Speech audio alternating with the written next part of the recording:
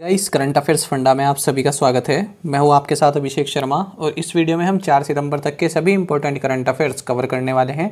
हमेशा की तरह आप इस वीडियो को अंत तक जरूर देखिएगा, आज भी आपको काफ़ी कुछ जानने के लिए मिलेगा।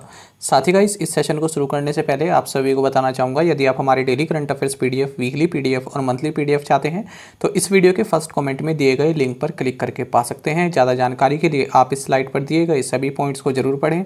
कोई भी आपका डाउट हो, कुछ भी आप पूछना चाहें तो हमें कमेंट बॉक्स में जरूर लिखें। तो चलिए फिर करते हैं शुरुआत इस वीडियो सेशन की। किस बैंक ने संयुक्त अरब अमीरात, उरुग्वे और बांग्लादेश को अपना नया सदस्य बनाया है? ऑप्शंस आपके सामने है, World Bank, New Development Bank, Asian Development Bank या फिर एशियन इंफ्रास्ट्रक्चर इन्वेस्टमेंट बैंक। सही आंसर यहाँ पर रहेगा option B. So New Development Bank, जिसे आप ब्रिक्स बैंक भी कहते हैं, has admitted the United Arab Emirates, Uruguay and Bangladesh as its new members. तो देखिए, न्यू डेवलपमेंट बैंक जो ब्रिक्स नेशंस हैं, इनके द्वारा इसको सेटअप किया गया था, तो अभी अपने आप को एक्सपेंड कर रहा है। तो अब इसमें जो है नई कंट्रीज़ भी शामिल हो रही हैं। तो जो पहला ग्रुप इसने जो एडमिट किया है, इसमें है संयुक्त अरब अमीरात, उरुग्वे और बांग्लादेश। आपको जानना चाहिए, न्यू डेवलपमेंट बैंक इसको 2015 में लॉन्च किया गया था। लॉन्च मतलब कि ये जब इफेक्टिव हुआ, ठीक है, जब लागू हुआ 2015 में। वैसे तो 2014 में इसका गठन किया गया था, लेकिन कार्य करना शुरू इसने 2015 में किया है। और ब्राज़ील, रशिया, इंडिया, चाइना और साउथ अफ्रीका, जो ब्रिक्स कंट्रीज़ हैं, इनके द्वारा इसको सेटअप किया गया था। आपको जानना चाहिए, न्यू डेवलपमेंट बैंक का हेडक्वार्टर्स संघाई, चाइना में है और इसके प्रेसिडेंट है मार्कोस प्रेडो ट्रोइजो। संयुक्त राष्ट्र की किस एजेंसी ने बताया कि दुनिया में आधे लोगों के पास कोई सामाजिक सुरक्षा नहीं है? इंपॉर्टेंट क्वेश्चन रहेगा आपके पास। इस तरह के क्वेश्चंस भी पूछ ले जाते हैं, जबकि हमको कोई आइडिया नहीं रहता कि इस तरह से भी क्वेश्चन बन सकता है। तो सही आंसर यहाँ पर रहेगा option B. So United Nations agency International Labour Organization reported that half the people in the world have no social protections. तो देखिए, पहले आप ये जानिए किस रिपोर्ट में इसने कहा है। तो रिपोर्ट का नाम है वर्ल्ड सोशल प्रोटेक्शन रिपोर्ट 2020-22। तो किसके द्वारा जारी की गई है? इंटरनेशनल लेबर ऑर्गेनाइजेशन के द्वारा, ILO के द्वारा। काफ़ी महत्वपूर्ण ऑर्गेनाइजेशन है। और इसमें इसने ये कहा है कि 4 मिलियन से अधिक पीपल, या फिर आप कहें कि 53% जो ग्लोबल पॉपुलेशन है, उसके पास किसी भी तरह की सोशल सिक्योरिटी नहीं है। और आपको जानना चाहिए, अगर हम इंटरनेशनल लेबर ऑर्गेनाइजेशन की बात करें तो इसके डायरेक्टर जनरल गायो राइडर हैं और हेडक्वार्टर्स जेनेवा, स्विट्ज़रलैंड में है। और इसकी स्थापना वर्ष कई बार एग्जाम में पूछा जाता है, तो याद रखिएगा 1919 में इसकी स्थापना हुई थी, 11 April. Bird photographer of the year 2021 का पुरस्कार किसने जीता है? 4 ऑप्शंस आपके सामने हैं और इसमें सही जो रहेगा वो रहेगा option D. So Alejandro Prieto won the bird photographer of the year 2021 award. तो ये आप देख सकते हैं, US मैक्सिको बॉर्डर पर ये वॉल है, ये यहाँ पर एक बर्ड है। तो देखिए, ये मैक्सिकन फोटोग्राफर हैं एलेजेंड्रो प्रीटो। तो इनके द्वारा ली गई जो इमेज है, उसकी वजह से इनको bird photographer of the year का अवार्ड दिया गया है। और साथ ही आपको बता दें, इनको 5000 पाउंड की जो है प्राइज राशि भी दी गई है। और यहाँ पर आपको जानना चाहिए, जो मैंने आपको अभी इमेज दिखाई है, US मैक्सिको बॉर्डर वॉल की है। FSSAI द्वारा किस रेलवे स्टेशन को 5 स्टार ईट राइट स्टेशन प्रमाण से सम्मानित किया गया है? ईट, ये वाला ईट है, ठीक है। सही आंसर यहाँ पर रहेगा option C. So Chandigarh railway station has been awarded a 5 star eat right station certification by the FSSAI। तो देखिए, जो FSSAI है, इसने चंडीगढ़ रेलवे स्टेशन को 5 स्टार ईट राइट स्टेशन का सर्टिफिकेट दिया है, या इसको सर्टिफाइड किया है। किस लिए? क्योंकि इसने कहा है कि यहाँ पर जो ये रेलवे स्टेशन है, ये हाई क्वालिटी न्यूट्रियस फूड ये पैसेंजर्स को प्रोवाइड कराता है। और आपको जानना चाहिए, इस तरह के सर्टिफिकेशन ये food safety standards authority of India यानी FSSAI द्वारा दिए जाते हैं। और इससे पहले भी कई स्टेशंस को दे चुके हैं। तो चंडीगढ़ रेलवे स्टेशन ये 5th स्टेशन बना है जिसको इस तरह का रिकॉग्निशन दिया गया है।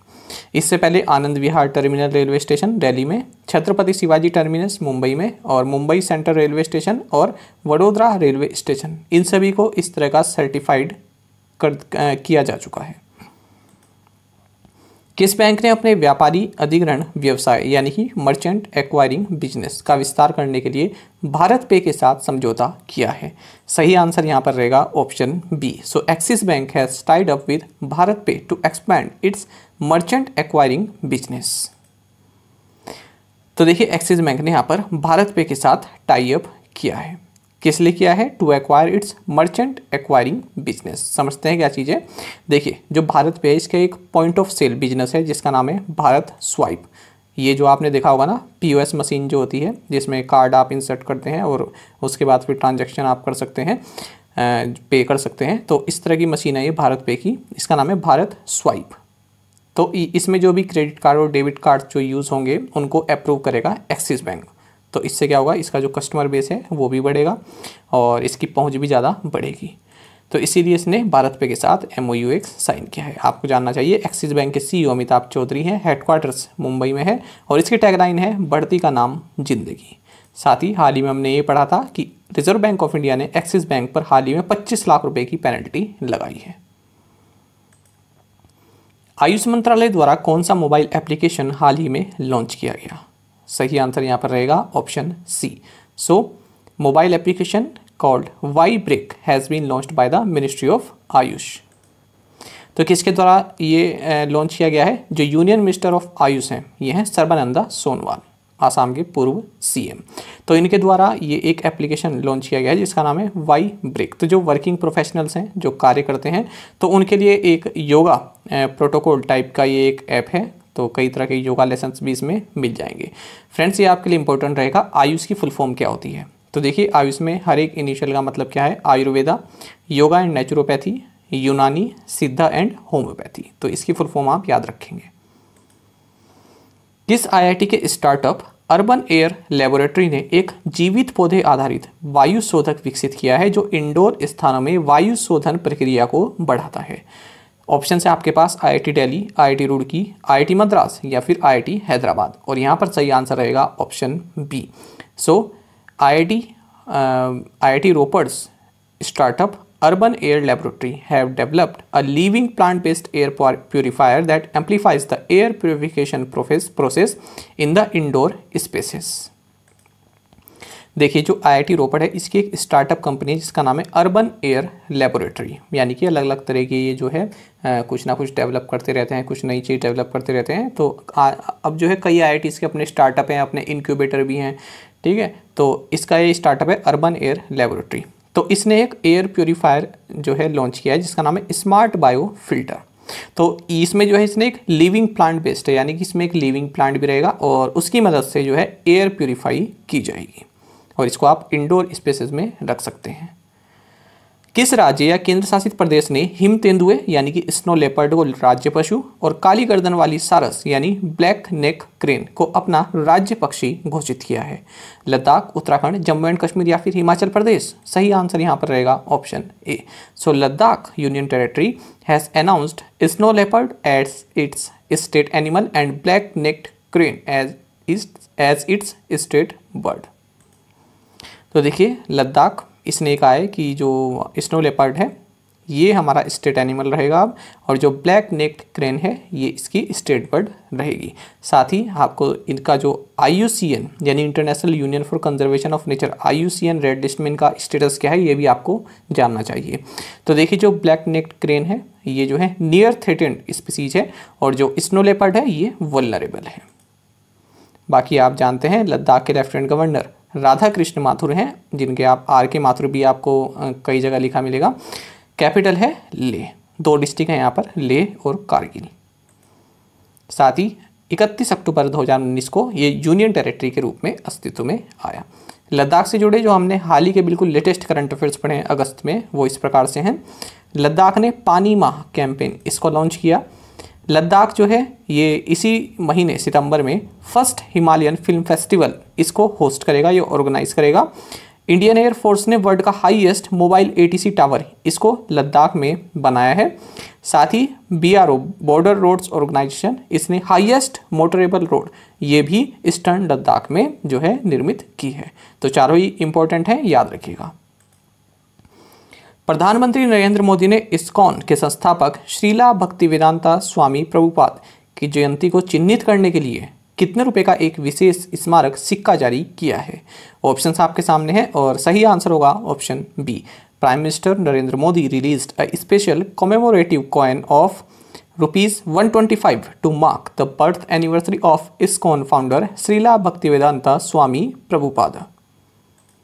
तो देखिए इनकी 125th बर्थ एनिवर्सरी मनाई जा रही है। इस्कॉन के फाउंडर रहे हैं ये श्रीला भक्तिवेदांता स्वामी प्रभुपाद।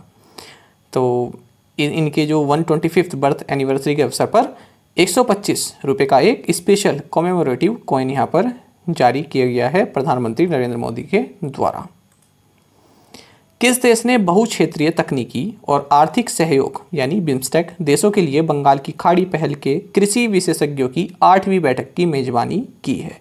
सही आंसर रहेगा यहाँ पर अपना India. So India hosted the 8th meeting of agriculture experts of Bay of Bengal initiative for multi sectoral technical and economic cooperation countries. यहाँ पर फ्रेंड्स आपके लिए जो बिम्स्टेक की जो फुल फॉर्म है ये काफ़ी इंपॉर्टेंट रहेगी, पूछ ली जाती है एग्जाम में, ठीक है। और साथ ही आपको जानना चाहिए इसमें जो है एग्रीकल्चर एक्सपर्ट्स की एक मीटिंग हुई है, 8th एडिशन ये रहा है और इंडिया ने इसको होस्ट किया है। और भारत की ओर से जो इसमें शामिल रहे इन्होंने ही चेयर भी किया है, क्योंकि इंडिया ने होस्ट किया है तो अध्यक्षता भी किसने की है? भारत के डॉक्टर त्रिलोचन मोहापात्रा ने। ये कौन है? ये जो department of agriculture research and education है इसमें सेक्रेटरी हैं, साथ ही ICAR के ये डायरेक्टर जनरल भी हैं। बिम्स्टेक के बारे में आपको जानना चाहिए कि ये दो क्षेत्रों को आपस में जो है लिंक करता है, इकोनॉमिकली लिंक करता है, इकोनॉमिक सहयोग करने के लिए लिंक करता है। कौन कौन से क्षेत्र? एक तो साउथ और दूसरा साउथ ईस्ट एशिया, एक तो साउथ एशिया और दूसरा साउथ ईस्ट एशिया। तो देखिए यहाँ पर साउथ एशिया की कंट्रीज कौन कौन सी हैं? 5 country, Bangladesh, Bhutan, India, Nepal and Sri Lanka. इसको कनेक्ट करता है ये किससे? जो हमारी साउथ ईस्ट की कंट्रीज हैं, म्यांमार और थाईलैंड को, ठीक है। तो ये एक तरह का कनेक्ट, मतलब फिजिकली नहीं मैं यहाँ पर बात कर रहा हूँ, मतलब एक इकोनॉमिक क्षेत्र में सहयोग के लिए मैं इसमें बात कर रहा हूँ। तो 14 की economic and social sectors of the economy, तो इस क्षेत्र में ये अपना सहयोग करते हैं इकोनॉमी के क्षेत्र में। साथ ही आपको जानना चाहिए इसके सेक्रेटरी जनरल तेंजिन लेकफेल, ये हैं भूटान के हैं, और सेक्रेटरीट है इसका ढाका बांग्लादेश में। देश की मुद्रा मूल्य में भारी गिरावट के बाद किस देश ने मुद्रास्फीति को नियंत्रित करने के लिए आर्थिक आपातकाल की घोषणा की है? सही आंसर यहां पर रहेगा option C. So Sri Lanka declared an economic emergency to contain inflation after a steep fall in the value of the country's currency. तो देखिए श्रीलंका के प्रेसिडेंट है गोताबाया राजपक्षे, तो इन्होंने यहाँ पर जो है इकोनॉमिक इमरजेंसी लगा दी है, क्योंकि यहाँ पर जो है जो खाद्य पदार्थों के दाम है काफ़ी शूट कर चुके हैं, काफ़ी हाई पहुंच चुके हैं, क्योंकि लोगों ने स्टॉक किया हुआ है राशन को, ठीक है। कोरोना की वजह से जब लॉकडाउन लगता है तो लोगों ने स्टॉक किया है, तो उसका जो प्रभाव है वो अब देखने के लिए मिल रहा है। तो यहाँ पर अब ये फूड इंस्पेक्टर्स जो हैं ये कई तरह के गोदामों पर छापा मारेंगे, क्योंकि इकोनॉमिक इमरजेंसी जब लग जाती है तो कई तरह की पावर आपको मिल जाती है, ठीक है। तो ये आप याद रखेंगे। अच्छा, साथ ही अगर हम इकोनॉमिक इमरजेंसी की बात करें भारत के कॉन्टेक्स्ट में, तो आपको जानना चाहिए आर्टिकल 360, ये जो हमारे प्रेसिडेंट ऑफ इंडिया हैं इनको पावर देता है कि ये भारत में फाइनेंशियल इमरजेंसी लगा सकते हैं, ठीक है। लेकिन कैसे? On the aid and advice of the council of ministers, ठीक है। काउंसिल ऑफ मिनिस्टर्स की एडवाइस पर राष्ट्रपति भारत के जो हैं ये फाइनेंशियल इमरजेंसी लगा सकते हैं।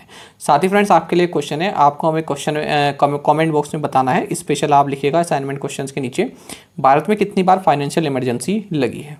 ये आपके लिए असाइनमेंट क्वेश्चन में आप ऐड कर लीजिए, जरूर बताइएगा इसको, क्योंकि ये क्वेश्चन जो है SSC इवन PCS क्षेत्र के जो PCS लेवल के जो पेपर होते हैं उसमें भी ये क्वेश्चन पूछा गया है। जो एस्पिरेंट्स कई सालों से एग्जाम दे रहे हों तो उनको मालूम होगा, उनके सामने कभी ना कभी ये क्वेश्चन आया होगा कि भारत में जो है फाइनेंशियल इमरजेंसी कितनी बार लगी है। वित्त वर्ष 22 यानी कि 2021-22 में मॉर्गन स्टैनली के अनुसार भारत के अनुमानित GDP विकास पूर्वानुमान क्या है? सही आंसर यहाँ पर रहेगा option C. So projected GDP growth forecast for India is 10.5% as per Morgan Stanley in physical year 22। तो देखिए एक अमेरिका बेस्ड इन्वेस्टमेंट बैंक है मॉर्गन स्टैनली, तो इसने कहा है कि भारत की जो GDP ग्रोथ है 2021-22 के दौरान ये 10.5% रहने वाली है। विश्व नारियल दिवस किस दिन मनाया जाता है? सही आंसर होगा यहाँ पर option B. So September 2 is observed as the world coconut day. और इस साल 2021 में इसका थीम रहा है building a safe, inclusive, resilient and sustainable coconut community amid कोविड-19 पेंडेमिक एंड बियॉन्ड। तो फ्रेंड्स एक बात आप याद रखिएगा, इस बार जो आपको ज़्यादातर थीम जो देखने के लिए मिलेंगे ना वो कहीं ना कहीं आपको कोविड-19 के ही इर्द गिर्द देखने के लिए मिलेंगे। तो यदि आपको नहीं आता है तो आप खुद से भी कनेक्ट करने की कोशिश कीजिएगा कि क्या ये पेंडेमिक के बारे में कुछ इंडिकेशन कर रहा है। ठीक है, तो इस तरह के आपको थीम देखने के लिए मिलेंगे। इलाहाबाद उच्च न्यायालय ने किस जानवर को भारत का राष्ट्रीय पशु घोषित करने का आग्रह किया है? ऑप्शन है काऊ, डियर, लायन या फिर बंगाल टाइगर। सही आंसर होगा option A. So the Allahabad high court urged to be declared the Allahabad high court urge the centre to declare cow as the national animal of India. ठीक है, देखिए friends, Allahabad high court के जो justice हैं शेखर कुमार यादव, तो इन्होंने एक केस की सुनवाई करते हुए कहा है कि cow should be made the national animal of the country. इस तरह के केस ना फ्रेंड्स पूछ ले जाते हैं। देखें हमें क्या होता है, हमें जब इस तरह की न्यूज़ आती है ना तो हम लोग स्किप कर देते हैं, अच्छा ये तो सिंपल सी बात है। लेकिन जब 2-3 महीने बीत जाते हैं फिर उसके बाद कोई एग्जाम होता है ना, तो इस तरह का क्वेश्चन अगर आ गया बाई चांस पूछ लिया जाता है तब हम उसको कनेक्ट ही नहीं कर पाते। हमको ये तो याद रहता है अरे हाँ हमने पढ़ा था, लेकिन हमको याद नहीं आता है कि ये किसने रूलिंग दी थी, किस हाई कोर्ट ने ये रूलिंग दी थी। ठीक है, तो सब कवर करके चलेंगे। अच्छा, कई एस्पिरेंट्स के इस तरह कमेंट भी आते हैं कि आप तो बैंक का ही सब कुछ बताते हैं, क्या हमें एसएससी के लिए भी फॉलो करना चाहिए? तो देखिए, जो एस्पिरेंट्स हमारे साथ काफ़ी टाइम से जुड़े हैं उनको पता होगा कि हम हर तरह के एग्ज़ाम कवर करते हैं, चाहे वो एसएससी हो चाहे वो बैंक हो। ठीक है, तो बैंक के भी आपको क्वेश्चन काफ़ी मिलेंगे और जो सिंपल क्वेश्चन है वो सभी देखिए एसएससी रेलवे में तो सिंपल करंट अफेयर्स आते हैं, बैंकिंग में थोड़ा जो है हमको देखना पड़ता है। ठीक है, तो ये जो करंट अफेयर्स हैं ये सब एग्ज़ाम के लिए हैं, चाहे पीसीएस हो, चाहे आपका एसएससी हो, रेलवेज हो या फिर कोई भी वनडे एग्ज़ाम हो उसके लिए। तो देखिए इन्होंने कहा है, सेंटर को कहा है इन्होंने, जो सेंट्रल गवर्नमेंट है उन्हें एडवाइस भी किया है कि जो काव है उसको नेशनल एनिमल डिक्लेयर कर देना चाहिए, क्योंकि ये जो है ये हिंदूज़ के फंडामेंटल राइट्स के तहत आना चाहिए। जो काउ प्रोटेक्शन है वो हिंदूज़ के फंडामेंटल राइट्स के तहत आना चाहिए। अगस्त में जीएसटी संग्रह घटकर 1.12 लाख करोड़ रह गया है, जो जुलाई में 1.16 लाख करोड़ था। आपको बताना है जीएसटी का अर्थ क्या है, काफ़ी सिंपल क्वेश्चन है, सही आंसर होगा option C. So GST collections fell to rupees 1.12 lakh crore in August from rupees 1.16 lakh crore in July. GST stands for Goods and Services Tax. तो देखिए फ्रेंड्स, जो गुड्स एंड सर्विसेज टैक्स जो revenue आया है यहाँ पर अगस्त में ये 1.12 लाख करोड़ रुपए का आया है, जबकि जो जुलाई में इससे पहले वाले जो अगस्त से पहले जो जुलाई है उसमें 1.16 लाख करोड़ रुपए का आया था जीएसटी कलेक्शन जो हुआ था। ठीक है, तो यहाँ पर जो है थोड़ा सा जो है गिरावट देखने के लिए मिली है। पर आपको जानना चाहिए, अगर हम अगस्त महीने की 2020 की बात करें तो उसके कंपेयर में तो ये 30% हाई है।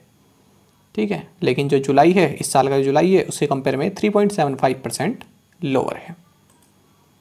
निम्नलिखित में से किसने एक्साइड लाइफ इंश्योरेंस के 100% अधिग्रहण की घोषणा की है? ऑप्शंस आपके सामने हैं और सही आंसर होगा option B. So HDFC life insurance has announced the 100% acquisition of Exide life insurance and its subsequent merger. तो ये भी आपके लिए काफ़ी इंपॉर्टेंट रहेगा जो बैंकिंग एक्सपीरियंस है। सिद्धार्थ शुक्ला जिनका हाल ही में निधन हो गया, किस पेशे से जुड़े थे? सही आंसर होगा option A. So Siddharth Shukla who passed away recently was the famous actor. So film industry से जुड़े थे, एक्टर थे। ठीक है, तो 40 साल की उम्र में इनका हार्ट अटैक के कारण निधन हो गया है। और आपको बता दें बिग बॉस भी इन्होंने जीता, जो 13वां सीजन था, और ये जो है वर्ल्ड के बेस्ट मॉडल टाइटल 2005 में ये टाइटल इन्होंने जीता था। साथ ही बालिका वधू जो प्रोग्राम आता था उसमें भी इन्होंने मुख्य भूमिका निभाई थी। चंदन मित्र जिनका हाल ही में निधन हो गया, किस पेशे से संबंधित थे? सही आंसर होगा ऑप्शन सी। सो ये जर्नलिस्ट थे। जानते हैं इनके बारे में। तो देखिए, फॉर्मर राज्यसभा एमपी रह चुके हैं और सीनियर जर्नलिस्ट रह चुके हैं चंदन मित्रा। तो इनका हाल ही में 65 साल की उम्र में इनका निधन हो गया है। तो बीजेपी में भी रहे हैं और जो तृणमूल कांग्रेस है उसमें भी ये रहे हैं।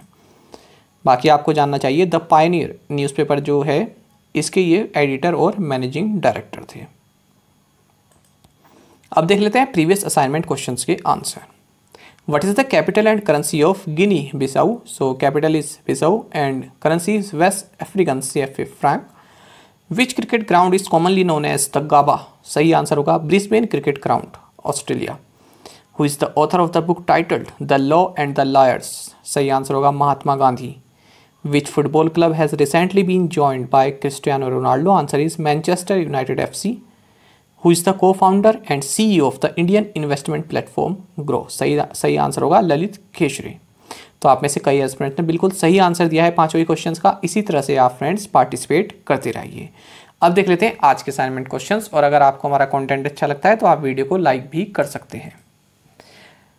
Who is Anthony FOSSEE?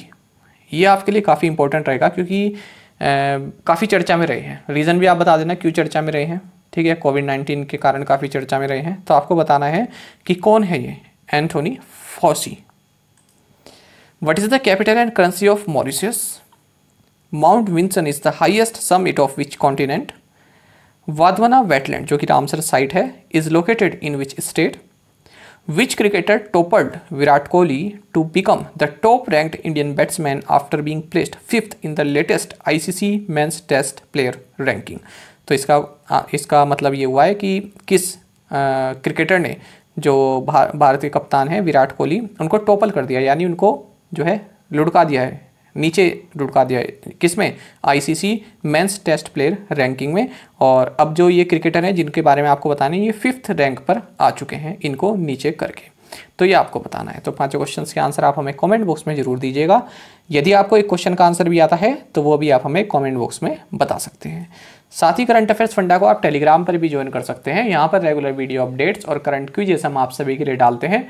साथ ही डिस्कशन ग्रुप में आप किसी भी क्वेश्चन का सोल्यूशन पा सकते हैं। दोस्तों यहाँ पर हमारे करंट अफेयर्स की प्लेलिस्ट दी गई है, इसको आप जरूर देखें। अपने दोस्तों के साथ जो फेलो एस्पिरेंट्स हैं उनके साथ हमारे करंट अफेयर्स को शेयर जरूर करें। और आज का ये सेशन आपको कैसा लगा हमें कमेंट बॉक्स में जरूर बताइएगा। Thank you guys.